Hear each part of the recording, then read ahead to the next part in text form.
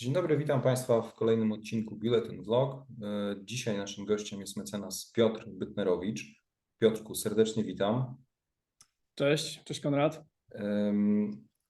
Pozwól, że przedstawię Twoją sylwetkę, zanim przejdziemy do naszej rozmowy. Bardzo proszę. Piotr, myślę, że jest prawnikiem doskonale znanym na warszawskim rynku, z blisko 20-letnim doświadczeniem w rozwiązywaniu sporów, zarówno na drodze sądowej, jak też na drodze arbitrażu. Angażował się też w przeszłości w mediacje, negocjacje. Wiele lat pracował w kancelariach międzynarodowych, poczynając od Clifford Chance, dalej był związany z Cameron McKenna, kończąc na White & Case. I w tym czasie oczywiście zdobył istotne doświadczenie międzynarodowe.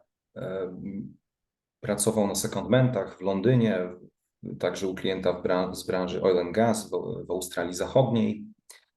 Reprezentował więc klientów w różnych sporach, różnego rodzaju sporach o wartości liczonej w miliardach dolarów. I teraz chyba to, co najważniejsze, czyli w kwietniu tego roku otworzyłeś, Piotr, swoją kancelarię butikową wyspecjalizowaną w rozwiązywaniu sporów arbitrażowych. Ten twój ruch to jest taki bezpośredni przyczynek do naszej rozmowy, powód, dla którego się spotykamy. Oczywiście podejmujesz się pracy w roli arbitra, zatem nie tylko w roli pełnomocnika, ale też w roli arbitra i o tym chciałbym z Tobą porozmawiać, między innymi w kontekście tego, że otworzyłeś własną kancelarię. Jesteś arbitrem rekomendowanym SAKIK i z takich świeżych spraw, o ile mi dobrze wiadomo, jesteś współzałożycielem, wiceprezesem Stowarzyszenia Arbitration Association of Central and Eastern Europe, czyli ARB-CEE, a także od już chyba dłuższego czasu członkiem ICC Commission on Arbitration and Other Society of Construction Law. To jest też stowarzyszenie, w którym się udzielasz, i Fellow Chartered Institute of Arbitrators, także wiele aktywności. Gratulacje. Ale tak jak powiedziałem, chciałbym głównie porozmawiać na temat Twojej kancelarii, o tym nowym projekcie Twoim, jeśli pozwolisz. Jasne, dziękuję Konrad. Przede wszystkim dziękuję za zaproszenie do rozmowy i chętnie odpowiem na wszystkie pytania. Tak jak wspomniałem, zdecydowałeś się niedawno, bo to był bodajże kwiecień czy maj, kwiecień bodajże, na założenie własnego butiku arbitrażowego. To jest oczywiście fajny ruch, odważny, gratulacje. Kiedyś już na temat otwarcia własnej kancelarii rozmawiałem z Janem Kieszczyńskim mniej więcej rok temu. Zastanawialiśmy się z Jankiem, czy własna kancelaria prawnicza, taki butik specjalizujący się w dispute resolution, to jest coś, co ułatwia, czy może utrudnia karierę arbitra. Janek wtedy podkreślał w rozmowie ze mną, że własny brand pozwala przede wszystkim unikać niektórych konfliktów interesów, daje niezależność. Natomiast zastanawiam się, jakie są jeszcze dobre i złe strony działalności w tej formule. Skąd pomysł na taki ruch? Myślę, że jak chodzi o pełnienie roli arbitra, to w zasadzie złych stron ciężko by mi się było doszukać, bo poza oczywistą kwestią konfliktu interesów, o której mówią chyba wszyscy, którzy się decydują na podobny ruch, są też inne kwestie związane z pełnieniem roli arbitra i pracą w tak zwanym Big Law. Mianowicie ze zrozumiałych względów praca w roli arbitra nie jest tą sferą aktywności, na której międzynarodowe kancelarie opierają swój biznesplan. Tak? To nie są te sfery aktywności, na których międzynarodowe kancelarie chcą, żeby ich prawnicy się skupiali. Raczej jest to działalność, którą te kancelarie tolerują, dostrzegając, że w jakimś tam stopniu pozwala to budować ich renomę, natomiast nie jest to coś, co chcą szczególnie rozwijać. Zatem bycie arbitrem i prawnikiem w Big Law jest sztuką kompromisu. Pomijając już właśnie kwestię konfliktu, który często uniemożliwia przyjmowanie nominacji, to trzeba po prostu w umiejętny sposób zarządzać liczbą tych nominacji, które się przyjmuje, bo co do zasady praca arbitra nie może się stać dominującym zajęciem prawnika w kancelarii międzynarodowej.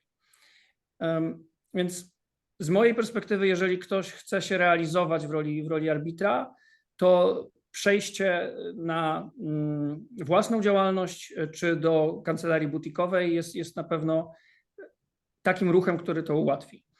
Janek w waszej rozmowie wspominał, że on nie dostrzegł bezpośredniej korelacji pomiędzy liczbą nominacji a rozpoczęciem własnej niezależnej działalności. Ja na przykład taką korelację dostrzegam. Bezpośrednio po tym, jak ogłosiłem otwarcie BuyArb, dostałem taką liczbę nominacji, że nie wszystkie byłem w stanie przyjąć. Więc z mojej perspektywy na pewno i w pracy arbitra to taki ruch, powiedziałbym, jest tym, co pozwoli rozwinąć skrzydła. Ale podobnie jak Janek mówisz o dobrych stronach, a czy są jakieś strony negatywne? Tytułem przykładu, nie obawiasz się na przykład, że konieczność dbania o dopływ takiego cancel work do twojego butiku, tudzież szeroko rozumiany business development, czy to cię nie pochłonie nadmiernie? Jest szereg spraw administracyjnych, technicznych, którymi się trzeba zająć, zakładając własną kancelarię. Czy to nie jest coś, co pochłania w takim stopniu, że zaczyna rozpraszać uwagę nadmiernie na przykład? To po pierwsze. Po drugie, tak sobie myślę, nie obawiasz się takiego paradoksu, że im więcej na przykład cancel work, tym z czasem może być coraz trudniej o nominację, te konflikty interesów znowu się zaczną pojawiać? Jak na to patrzysz? To jest bardzo dobre pytanie. Zacznę może od tego, że tym, co mnie zmotywowało do otwarcia butiku, nie jest skupienie się na roli arbitra. Czyli nie jest tak, że ja teraz wszystko chcę podporządkowywać pod to, żeby być arbitrem jak najwięcej. Rzeczywiście lubię tą część mojej pracy, ale to nie jest jedyna praca, na której chcę się skupiać. To po pierwsze. Po drugie, nie postrzegam tego jako problem, czy tych kwestii, o których wspomniałeś, z kilku względów. Po pierwsze, business development było nieodłącznym elementem mojej pracy już od wielu lat, więc to nie jest nic nowego. BD zawsze pochłania istotną, może nie istotną, ale jakąś tam część czasu pracy prawnika, który ma ambicje być kimś więcej niż tylko czyimś podwykonawcą. I nawet arbitrzy, którzy pełnią tę rolę full-time, nie zajmują się counsel work, oni też określoną część swojego czasu muszą poświęcać na BD, żeby dbać o to, żeby te kolejne nominacje napływały. Więc koniec końców arbitraż jest biznesem, więc bez BD się nie obędzie. Jak chodzi o sprawy techniczno-organizacyjne, to faktycznie w pierwszych miesiącach działalności one pochłonęły troszeczkę więcej mojego czasu, niż bym sobie tego życzył, ale to już się zaczyna stabilizować i w perspektywie kolejnych miesięcy mam nadzieję przekazywać coraz więcej takich zadań innym osobom. I też nie jest tak, że pracując w Big Law jest się od spraw techniczno-administracyjnych zupełnie wolnym. Oczywiście jest całe zaplecze ludzi, które nas wspiera, ale są określone rzeczy, którymi też trzeba się samemu zajmować. Nie jest to może zamawianie materiałów biurowych, ale tego już szczęśliwie też sam nie muszę robić, ale jednak są rzeczy, na które też trzeba czas poświęcić. Więc wiadomo, że nigdy nie jesteśmy w stanie poświęcić 100% swojego czasu na pracę merytoryczną. Zawsze będą inne rzeczy, które musimy robić. No i jest to, powiedziałbym, ryzyko wliczone. I trzeba umieć tym czasem zarządzić. Jak chodzi o to, co wspomniałeś, czyli to, czy z biegiem lat ilość spraw, gdzie będę pracował, czy gdzie kancelaria będzie pracowała jako pełnomocnik, nie spowoduje, że powstaną konflikty interesów, które uniemożliwią przyjmowanie nominacji. No to tutaj wróciłbym do tego, co powiedziałem na początku. Czyli po pierwsze, nie jest tak, że moim głównym celem jest jak największa ilość nominacji na arbitra. I to, że czasami trzeba będzie nominacji odmówić, jest po prostu ryzykiem wliczone. To po pierwsze. Po drugie, no myślę, że nim dojdę do takiej skali jak Big Law, jak chodzi o ilość spraw, w których będę reprezentował klientów, to troszeczkę czasu upłynie, więc jeżeli byłem w stanie pełnić rolę arbitra, będąc prawnikiem w międzynarodowej kancelarii, gdzie te konflikty rzeczywiście występowały często, no to myślę, że tym bardziej będę w stanie, rozwijając swój butik, bo nim będę reprezentował tysiące klientów na wszystkich kontynentach, to myślę, że jeszcze kilka odcinków vlogu zdążysz nagrać. Okej, ale pozwól, że jeszcze będę drążył ten wątek tych negatywnych aspektów związanych z tego rodzaju ruchem. Pomyślałem o networkingu. Otóż wydaje mi się, że duża międzynarodowa kancelaria przede wszystkim daje znakomite sposobności do networkingu poza Polską i ty sam sporo czasu spędziłeś i w Londynie, i w Australii, co jest tego najlepszym przykładem. Więc zastanawiam się, czy zakładając teraz własną kancelarię, pojawiła się po twojej stronie może taka obawa, że nagle te sposobności do budowania tej międzynarodowej sieci kontaktów stracisz. A może, tak sobie myślę, może ta twoja nowa aktywność w roli wiceprzewodniczącego ARP CEE, gratulacje jeszcze raz, to jest coś, co pozwoli utrzymać tę sieć kontaktów w twoim zamyśle albo nawet ją poszerzyć. Jak to wygląda? Wiesz co, myślę, że wyjdę tutaj na niepoprawnego optymistę, ale to też jakoś nie spędza mi snu z powiek. I powodów jest chyba kilka. Po pierwsze, przez 18 lat pracy w Big Law myślę, że zbudowałem na tyle rozległą sieć kontaktów międzynarodowych, że obecnie ta sieć rozwija się w sposób niemal samoczynny, już niezależnie od tego, jaka jest moja afiliacja. Po drugie, może troszeczkę paradoksalnie, ale potem jak opuściłem szeregi Big Law, zacząłem dostawać więcej tak zwanych referali spoza Polski niż podczas kiedy byłem częścią dużej kancelarii.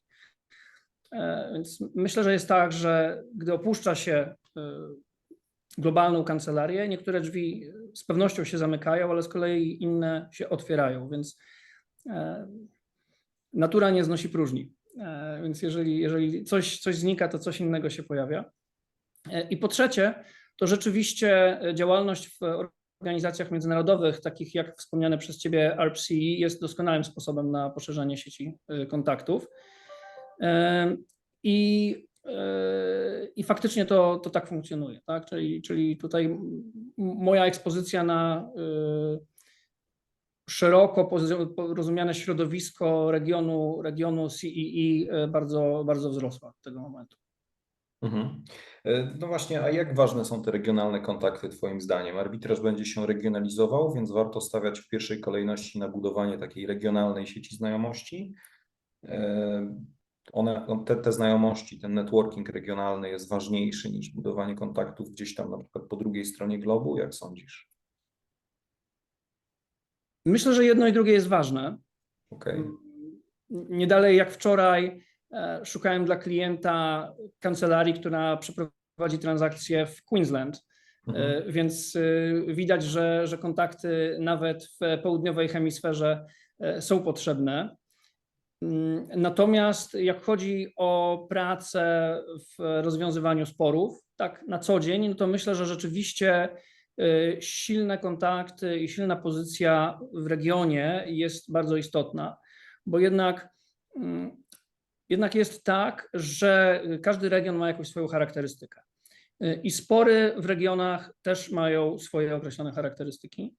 I to tak naprawdę była też jedna z, powiedziałbym, sił napędowych powstania ARP-CEE, czyli dostrzegliśmy, że mimo że region CEE jest dynamicznym regionem, który generuje dosyć dużo sporów, zarówno w ICC, jak i w ICSID, jak i też w innych instytucjach, to reprezentacja pełnomocników i wśród pełnomocników i wśród arbitrów w tych sporach jest jeszcze nieznaczna.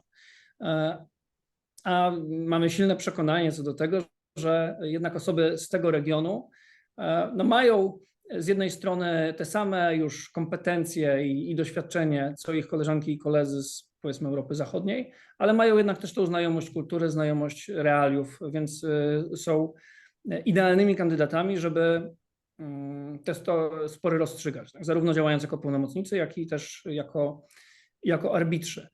I z tego też powodu no myślę, że jeżeli chce się budować praktykę rozstrzygania sporów, to trzeba przynajmniej zacząć od silnej pozycji w regionie. Mhm. To przechodząc przejdźmy może płynnie do tematu Polski. Skoro mówimy o regionie, to jak na tle tego regionu wypada Polska? Uważasz, że nasz rynek ma duży potencjał? Jak go oceniasz i co byś zrobił, żeby rósł? To jest takie pytanie, które postanowiłem zadawać wszystkim gościom i jestem zawsze ciekaw odpowiedzi na nie, bo takie jest moje wrażenie. Każda instytucja w naszym regionie ma swoje ambicje, ma swoje aspiracje. Zatem pytanie, co zrobić, żeby Warszawa, żeby na przykład Sakik na tle tego regionu się jakoś wyróżniał? To myślę, że to są dwa osobne pytania. Tak? Tak, Jedno jest takie, czy w przepraszam. ogóle jest potencjał, a drugie jest takie, jeżeli jest ten potencjał, to co zrobić, żeby ten potencjał kapitalizować? Dokładnie. Co do tego, czy potencjał jest, czy on jest w regionie, myślę, że na pewno jest. Bo no myślę, że jesteśmy w takim momencie dziejowym, że CEE stało się języczkiem uwagi. Jest sporo inwestycji w regionie, są spory, wciąż właśnie mówię, rozstrzygane częściej poza CEE i przez praktyków spoza CEE niż z regionu, więc na pewno jest praca do wykonania, żeby jednak mieć większy udział w tym torcie. Myślę, że też w Polsce jest potencjał. To jest oczywiście temat, o którym rozmawiamy od wielu lat w środowisku i myślę, że możemy sobie to nasze środowisko podzielić na optymistów i sceptyków. Ja chyba już z mojej natury zawsze się plasuję bardziej po stronie optymistów. Ja to widzę w ten sposób, że ilość inwestycji zagranicznych w Polsce wynosi rocznie, o ile się nie mylę, około 1 biliona złotych. Natomiast z kolei wartość inwestycji zagranicznych polskich inwestorów, tak, poza granicami naszego kraju, na przykład w 2021 roku wyniosła chyba około 7 miliardów złotych. Nie mam danych za ostatnie lata, no ale to pokazuje, że jest jakaś istotna skala inwestycji, no, które są predestynowane do tego, żeby spory z tych inwestycji były rozstrzygane w arbitrażu. Oczywiście nie każda inwestycja zakończy się sporem i miejmy nadzieję, że tak pozostanie. Natomiast to, co możemy zmieniać i na co możemy wpływać, to jest to, żeby właśnie większa część tych inwestycji czy sporów z tych inwestycji była rozstrzygana, czy to w instytucjach w naszym regionie, takich jak na przykład KIG, czy z większym udziałem właśnie arbitrów i pełnomocników. I co zrobić, żeby tak się stało? Wczoraj rozmawiałem z przedstawicielem funduszu inwestycyjnego, który jest aktywny w naszym regionie. I ku mojemu zaskoczeniu dowiedziałem się, że jego prawnicy wpisują w umowach zawieranych przez ten fundusz klauzule prorogacyjne na sądy powszechne. Mhm. Dlaczego? Dlatego, że wydaje im się, że arbitraż w regionie nie zapewnia odpowiedniego poziomu bezstronności i niezależności. Czy to widzimisię jest oparte na jakichś twardych danych albo na jakichś doświadczeniach? Okazuje się, że nie, bo są to prawnicy transakcyjni, którzy doświadczenia w rozstrzyganiu sporów nie mają. I myślę, że to jest podstawowa sfera, gdzie już od lat oddajemy po prostu pole bez walki.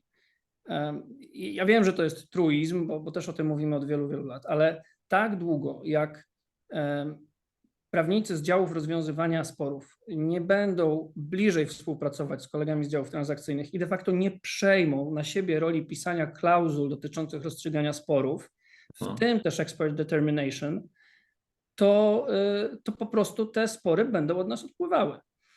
Bo jeżeli my tego nie zrobimy, to zrobi to ktoś inny, tak? Albo ktoś, kto funkcjonuje gdzieś tam dalej w gdzieś sferze legend i mitów na temat arbitrażu, albo ktoś, kto po prostu zapisze się na inną instytucję. Więc myślę, że to jest taki punkt wyjścia, gdzie nie da się zrobić za dużo. Piotr, bardzo dziękuję Ci za znalezienie czasu, za podzielenie się tymi wszystkimi swoimi obserwacjami na temat regionu. Trzymam oczywiście kciuki za Twoją działalność pod szyldem BYARP, by ARP. I dziękuję również Państwu i do zobaczenia. Dziękuję bardzo.